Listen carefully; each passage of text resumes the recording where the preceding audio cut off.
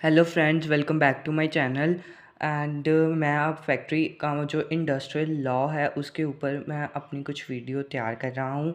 और मेरा सबसे पहला जो इंडस्ट्रियल लॉ का जो आता है फर्स्ट एक्ट, वो है फैक्ट्री एक्ट 1948।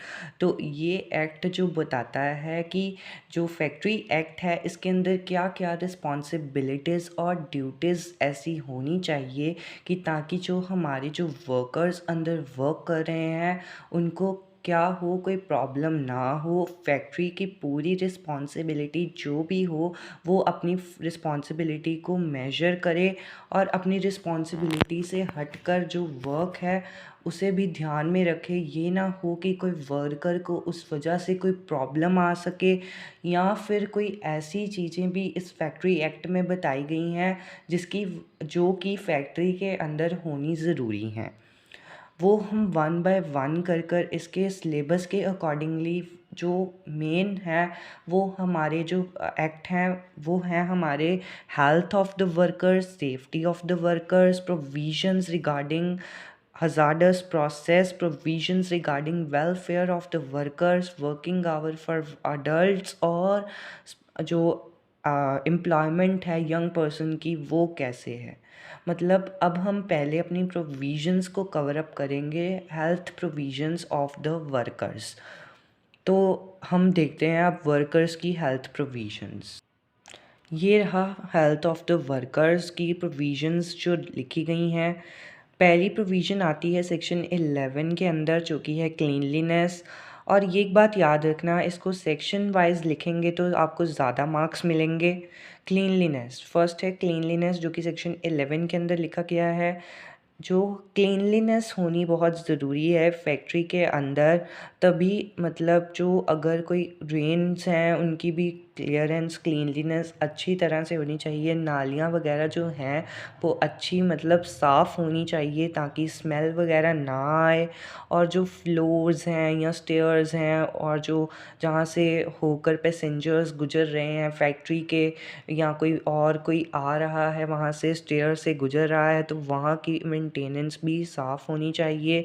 और कोई वेस्ट मटेरियल ऐसे ही नहीं पड़ा होना चाहिए। प्रॉपर फ्लोर जो है, एवरी जो वर्क रूम होना चाहिए वहाँ पर हर हफ्ते उसकी सफाई होनी चाहिए। और जो ड्रेनेज है मतलब जो नालियाँ हैं उनको जो पानी है वो खड़ा नहीं रहना चाहिए ताकि उनके जो मैन्युफैक्चरिंग प्रोसेस उसमें दिक्कत ना आ सके। और प्रॉपर उनको मतलब जो वॉल्स हैं उन्हें भी साफ़ रखना चाहिए। और वाइट वॉश कलर वगैरह उनका ध्यान रखना चाहिए हर साल, मतलब या 14 मंथ्स के एवरी पीरियड उसको वाइट वॉश और कलर करवाना ज़रूरी है। आप इस तरह से इसे मतलब इस तरह से भी अपनी लैंग्वेज में भी लिख सकते हैं, इसमें कोई इशू नहीं है कि आप इसे अपनी लैंग्वेज में नहीं लिख सकते। बट मेन मोटिव होता है कि इसे थोड़ा सा लॉ की लैंग्वेज में लिखें ताकि आपको ज़्यादा मार्क्स मिलें। तो हर एक लास्ट पॉइंट पे आप मेंशन कर देंगे कि जो स्टेट गवर्नमेंट है वो एक पर्टिकुलर फैक्ट्री के ऊपर कंप्लाई नहीं करती है, उनकी रिक्वायरमेंट्स के अकॉर्डिंगली मैन्युफैक्चरिंग जो करती हैं वो एग्जम्प्ट कर दी गई हैं फैक्ट्री के अंदर, जो कि ये प्रोविजंस हमें बताता है। और फैक्ट्री जो है वो कहता है कि वो साफ़ होनी ज़रूरी है। ये हमें स्टेट गवर्नमेंट फाइंड करके देती है इन particular factory. Disposal next point है हमारा सेक्शन 12 के अंदर, डिस्पोजल ऑफ वेस्ट एंड एफिलिएंट्स। मतलब कि जो फैक्ट्री के अंदर अरेंजमेंट्स किए गए हैं उनका जो वेस्ट मटेरियल होता है कईयों का, तो उनको डिस्पोजल करना होना चाहिए। ये ना हो कि वेस्ट जो मटेरियल है ऐसे ही ड्रेनेज में बहे ताकि आगे नालियाँ फंसे और आगे स्मेल वगैरह हो। तो इसलिए फैक्ट्री को ये ध्यान में रखना होगा कि जो उसकी फैक्ट्री का वेस्ट मटेरियल है वो एक तरह से उसका मतलब जो है उससे प्रोसेस एक तरह से बनाए ताकि वो वेस्ट जो है वो एक तरह से ह्यूमन हेल्थ को इशू प्रॉब्लम ना क्रिएट करे। तो इसमें भी स्टेट गवर्नमेंट बोल देती है, डिस्क्राइब कर देती है कि जो proper arrangements in according to sub section, और वो अप्रूव्ड कर देती है इस अथॉरिटी में एज में be prescribed. Ventilation temperature section 13 के अंदर बताया गया है।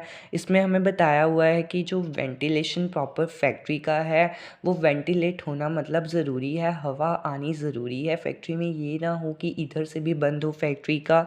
एडिक्वेट मतलब वर्क रूम होना ज़रूरी है ताकि फ्रेश एयर जो है वहाँ आए। और टेम्परेचर जो रूम का होना चाहिए वो भी कंफर्टेबल जोन वाला होना चाहिए। ये ना हो कि एवरी वर्कमैन जो है वो एक तरह से गर्मी महसूस करें या ज़्यादा सर्दी महसूस करें। इट मीन्स कि ना तो ज़्यादा गर्मी हो और ना ज़्यादा सर्दी हो, और मतलब रूफ़ और वॉल प्रॉपर टेम्परेचर मेंटेन करे। इस तरह से हमें टेम्परेचर को वहाँ पे रखना है। इसमें भी स्टेट गवर्नमेंट प्रिस्क्राइब कर देती है स्टैंडर्ड वेंटिलेशन प्रोवाइड करना है, रीज़नेबल टेम्परेचर होना ज़रूरी है हर एक फैक्ट्री में, ताकि डायरेक्ट जो प्रॉपर मेजरिंग इंस्ट्रूमेंट्स हैं प्रोवाइड कर रहा है प्रॉपर रिकॉर्ड करना ज़रूरी है और मेंटेन भी करना ज़रूरी है किसी वेंटिलेशन एंड टेम्परेचर को, ताकि कोई वर्कर की हेल्थ पे प्रॉब्लम ना क्रिएट हो। डस्ट एंड फ्यूम्स सेक्शन 14 के अंदर ये बताया गया है और इसमें बोला गया है कि कोई भी ऐसा डस्ट इतनी नहीं होनी चाहिए जो कि मतलब जो वर्कर्स हैं उनकी हेल्थ के लिए इंजरियस हो, उनकी कोई मतलब कोई प्रॉब्लम क्रिएट हो उनको फैक्ट्री के अंदर, उनको सांस लेने में प्रॉब्लम नहीं आनी चाहिए। तो इसलिए भी स्टेट गवर्नमेंट ने क्या किया है कि जो ये रूल प्रिस्क्राइब किया गया है कि फैक्ट्री के अंदर डस्ट और फ्यूम्स नहीं होने चाहिए ताकि ह्यूमन हेल्थ प्रॉब्लम ना क्रिएट हो। आर्टिफिशियल ह्यूमिडिफिकेशन जो कि सेक्शन 15 के अंदर बताए गए हैं, इसके अंदर क्या हुआ है कि जो ह्यूमिडिटी एयर मतलब एक इतना ह्यूमस नहीं होना चाहिए अंदर, मतलब कि जो सपोज़ इतना फैक्ट्री के अंदर कोई ह्यूमस क्रिएट हो रहा है, कोई इतने केमिकल्स वाले प्रोडक्ट यूज़ हो रहे हैं कि जहाँ जिसकी वजह से क्या हो रहा है ह्यूमस क्रिएट हो रहा है और बंदों को सांस लेने में दिक्कत हो रही है।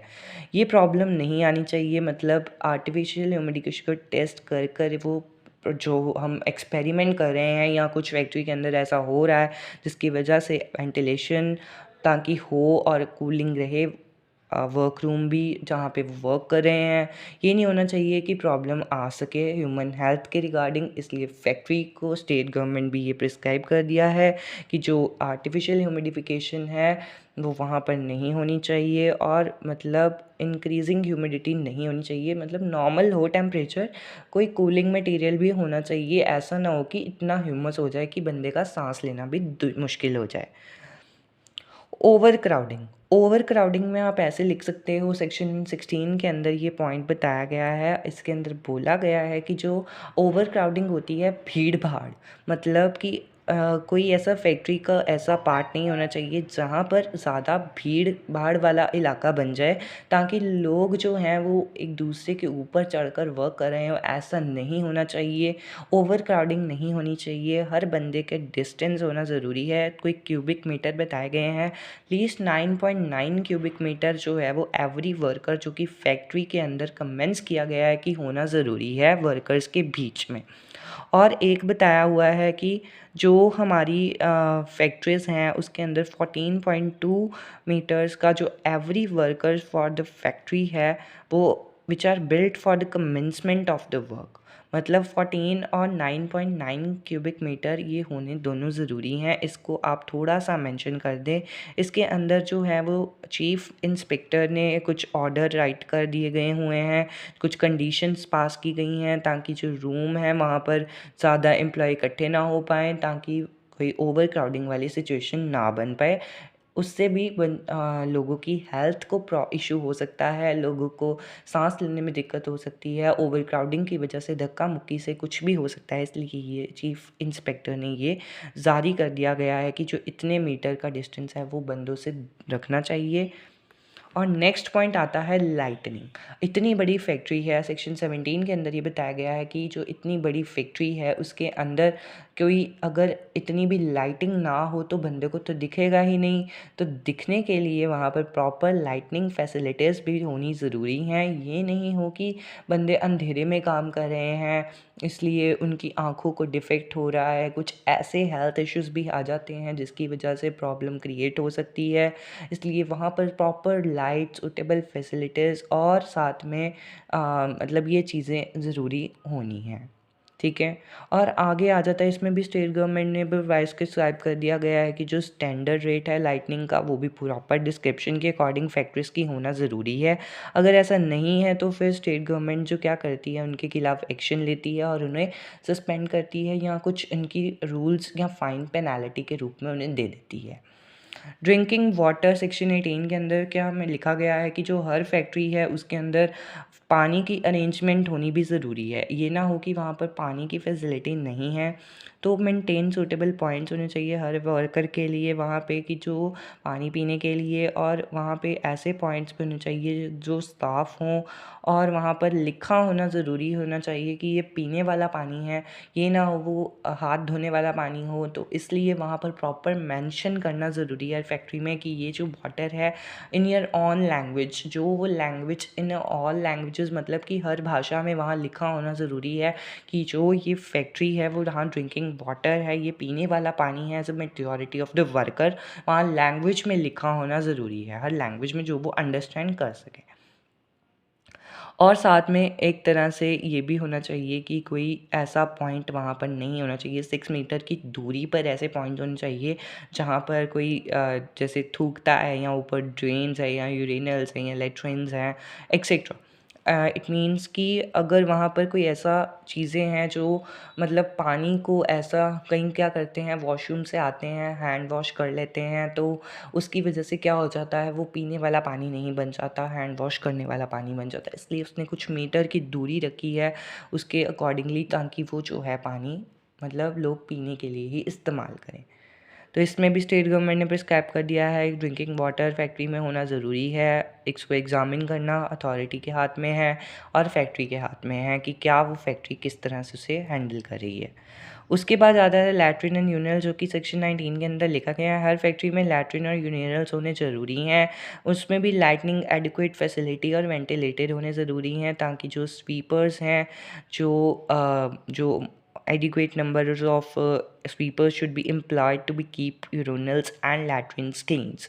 जो स्वीपर्स होते हैं उन्हें एम्प्लॉयड होने चाहिए, मतलब वो मतलब जो साफ़ सफाई करते हैं वॉशरूम्स वगैरह की, वो भी प्रॉपरली साफ़ करें ताकि कोई ऐसी बीमारी ना फैले लोगों में फैक्ट्री की, इससे भी हेल्थ इश्यूज़ क्रिएट होते हैं।